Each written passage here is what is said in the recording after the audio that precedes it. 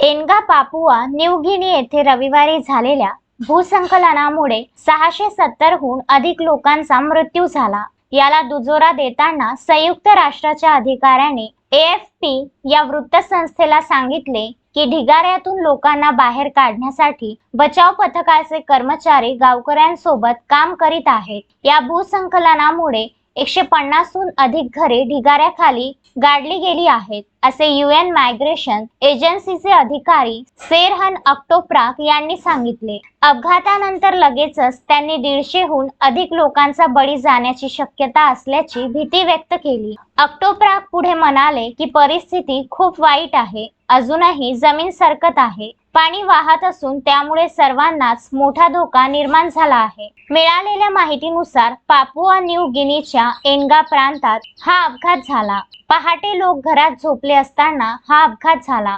अक्टोप्राक पुढे म्हणाले की लोक त्यांच्या प्रियजनांचा शोध घेण्यासाठी काठ्या, कुदळ आणि शेती उपकरणे वापरत आहेत। या आपत्तीमुळे 1000 हून अधिक लोकांना घरे सोडावी लागली असून पाणी पुरवठा पूर्णपणे विस्कळीत झाला आहे। सुरुवातीला एजन्सींना वाटले की या दुर्घटनेत 300 लोकांचा मृत्यू झाला असावा, परंतु नंतरच्या आकडेवारीनुसार या गावात 4000 हून अधिक लोक राहत होते। या गावातील बहुतेक लोक सोन्याच्या खाणीत काम करायचे। ढिगाऱ्याखालून आतापर्यंत 50 हून अधिक मृतदेह बाहेर काढण्यात आले आहेत। स्थानिक लोकांच्या म्हणण्यानुसार भूसंकलनाचे कार्य गेल्या आठवड्यात झालेला मुसळधार पाऊस आहे। जागतिक बँकेच्या मते पापुआ न्यू गिनीचे हवामान जगातील सर्वात आर्द्र हवामान असलेल्या देशांमध्ये आहे। येथे आर्द्र डोंगराळ भागात सर्वाधिक पाऊस पडतो।